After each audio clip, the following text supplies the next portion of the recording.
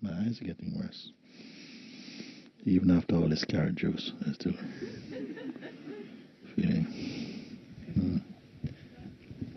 You said earlier to take full advantage of this opportunity, and I'm here. Yeah. Maybe over the last few weeks I've been listening to Maya's Lullaby.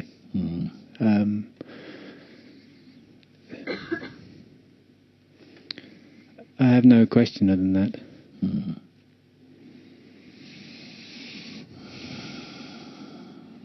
Maya's, maybe the last few weeks, you say, I've been listening to Maya's Lullaby. Maya, you understand the term Maya, everybody? Maya is like the great illusion. Because the life, sometimes it's called God's Leela, or God's play. And Maya is referred to like the great veil of illusion that puts all the beings under the spell, plunge their minds into ignorance so they forget who they are. Like we are that truth. But we have come to believe we are merely the instrument through which that truth experiences diversity. Like the body is very important because it is the instrument through which consciousness can taste experiencing. I put it like that. And then we who are also the harmony of God also in expression come to believe we are merely the body, which is our mortal aspect. The body is the aspect of ourself, which is, you may say, perishable. Only the form is perishable. The body actually gets recycled somehow. So that which keeps us believing or sleeping to the truth, they call Maya. So he says, perhaps for a few weeks he's been under the influence or the lullaby, lullaby of Maya. Means that Maya is lullaby. It makes everybody go to sleep like a baby. Come on, lullaby. Stay asleep. Stay asleep means not to wake up to the truth of who you are. And waking up to the truth of who we are is not a mental thing. It is a powerful, it's like,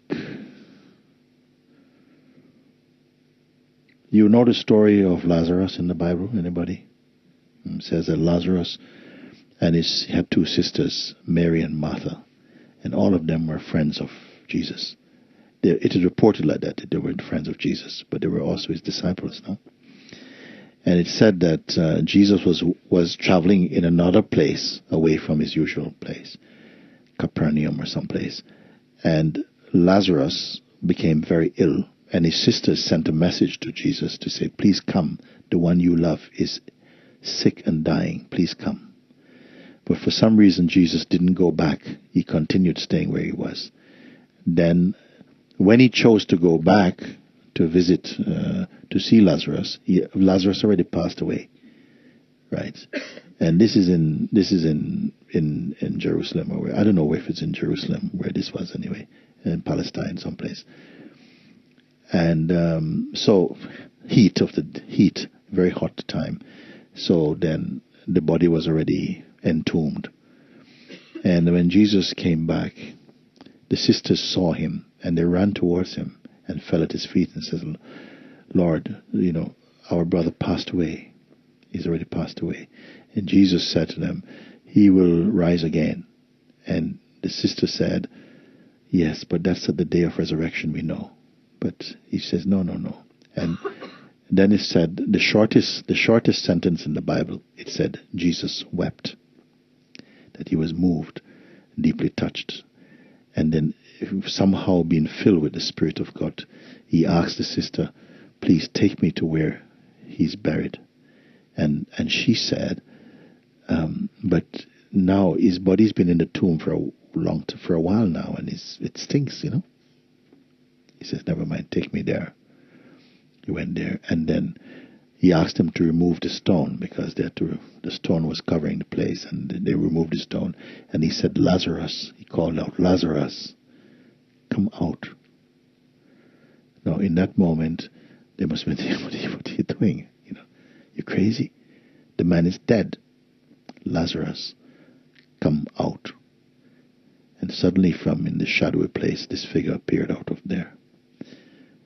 And it was Lazarus. He was brought back to life again. But even though Jesus brought him back to life, his body back to life, still, we didn't hear about this, but still Lazarus died again. No? Like all the beings, nobody in the time of those scriptures is alive today in that way. Everybody passed away. But the one who really is resurrected inside the being itself shall not pass away. Not resurrected only in the body, but who is resurrected in the being, who wakes up from the sleep of ignorance. This is the greatest resurrection. You understand? Not just a physical resurrection, that whether you believe this or not, I don't see any problem with it myself. But now I'm speaking of a resurrection which is to resurrect from the sleep of ignorance into the living truth of self-recognition, self-realization. For this reason, we're speaking. Maya, the lullaby of Maya, I like this term. Means Maya is keeping everybody sleeping. So you keep on, we're up, we're dressed in our Armani suits and everything, but still it's only pajamas, basically, because everybody is fast asleep to the truth. They don't know, we don't know. And this sleeping is responsible for the atrocities. For all the atrocities in the world. All the evil things that we do is attributed to this sleep. We're sleeping in ignorance. We are not our true self. I was just talking, I think, 2 days ago about this, because they say some people, I was talking with Arun, and I was saying to him that when you go to sleep, you cannot do anything. You're not responsible for anything. And then I suddenly remember, but actually there is a certain phenomenon where it says people in their sleep get up and commit crimes even, no? Not just go to the fridge for a sandwich or stuff. They actually murder their partners and do all kind of things like this. And then the question was, can you be found guilty of murder if you commit murder in your sleep? I don't know. The question just came. In a way, I'm using it in a higher context. We are asleep if we don't realize the truth. It's a kind of sleep. And then this is why it says that even this is a kind of dream also. Myself, I also said this, that we wake up each day from the dream. But to be fully awakened, you also must wake up from the waking state also. How are you going to wake up from the waking state? Is there another state to wake up into? Because from dream you wake up into the waking state, but from the waking state, what are you going to wake up into?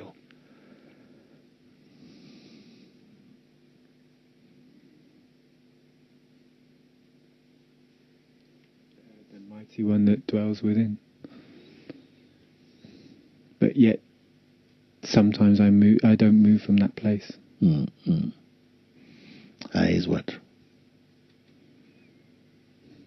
We can slow down because we have taken, some say millions of years and lifetimes to come to our present state. So we can spend a few minutes to look. No? Is what? Then it was the conditioned. Because you say,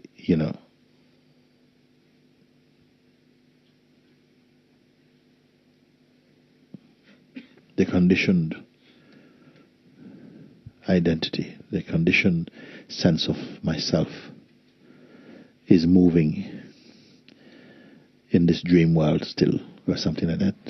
I think my sense of I can't quite believe that there's the expansive nothingness that is perceived is itself. Do you understand that? What he's saying? I dropped your glasses. Hold it for a second. Let me say it again. Let me hear. Say in the microphone so the people outside can hear. You say simply that my identity doesn't. I can't quite believe that. Yeah. That is I. Yeah. Okay. So you understand what he say? Because I'm not good at remembering.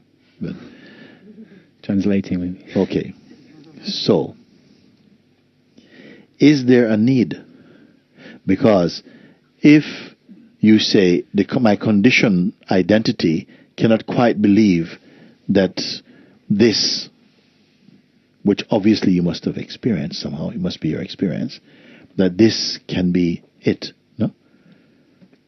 I say again, my condition, me, the one who is having a life and doing this, my conditioned identity, my mind cannot accept that this, so this that you're referring to cannot be theory for you. You must have experienced, no? That this can be it. So more credibility is given to your personality, to your personal mind's concoctions, than the evidence of your own experience. Because if you have come into what we call this, which is not what is playing out on the screen of your mind and all your stories, and because people tell all these stories, oh, when I was 16 I did this, and when I did that this, and I studied this. I'm not interested, actually. The least interesting or engaging part of our encounter is your story. I'm not interested in your story. Because there's 7 billion stories. I don't have time even for my own story. You see? So what else can I be interested in? That's even more than your story. It can only be to really meet you. And this is what this is about. To really see, to really meet, even if you want to say another human being, but in the pure place. Not your projections or all your nonsense, your made-up stories, not that. Actually, nobody's interested in that. We just play interested because you want them to hear your projections. Okay? So this thing, you are going to take the evidence or the projections of your make-believe self as higher than the experience, which is pure being. Where is the doubt coming from? The doubt is going to come from your mind, of course, like this. You say the mind cannot accept. To hell with the mind. We give so much virtue and value to our thinking and feeling and so on like that. It's like the be-all and end-all of all things. My mind doesn't accept. Because you give far too much. You entertain your mind too much. You give too much. You say, well, if I don't have my mind, what else do I have? Well, nothing. Well, beautiful, actually. The mind will be still useful in its capacity for some things. But as your boss, as your deity, as yourself, it is not. It is not its real role. My mind cannot accept. Maybe we're all saying this. My mind just doesn't accept. You don't use those words. You just say, I don't accept. But what you mean is my mind is having trouble with that. We all say, I have such great difficulty. What you mean is my mind is having a lot of difficulty. But is there a difference between you and your mind? I want to ask this question. Are we aware of a difference, between when you say I, is I the mind, or is it something else? Are you not aware of your mind? What is mind apart from thinking? What is mind?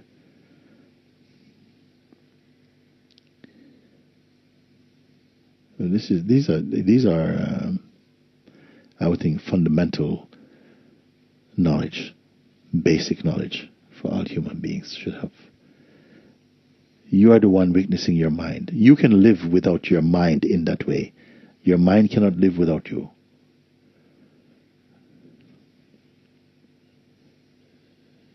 You must know the difference. Many people are still listening to their mind.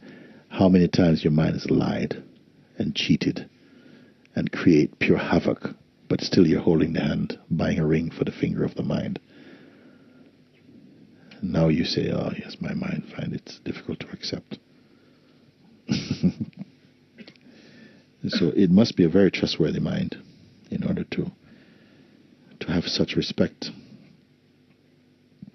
We're not talking about mind in its practical functioning. That's necessary, even for a sage, you may say. But mind as a psychological presence in your life that tells you who you are and how you should be. This is not good. It tells you who you should care for, who you should love, who you should reject.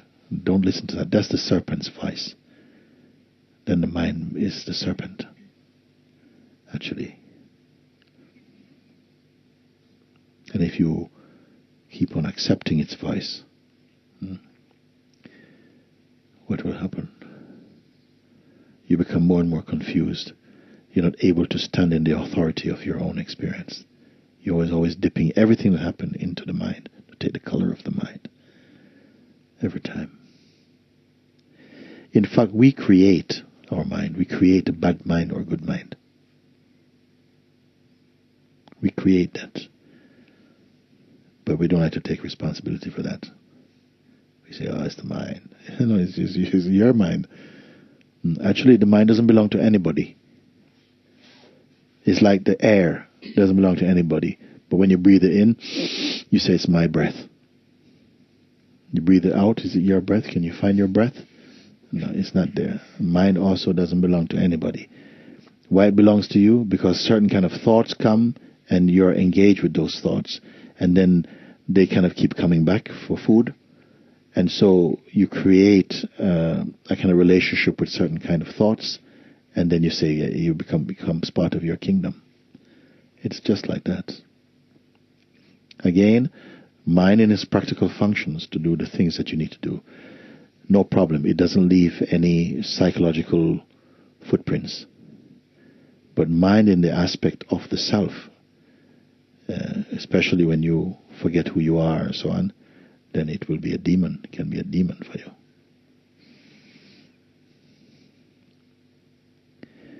And not every demon goes, no. It can be very subtle. Just a little wink down again. Keep you in place. Thank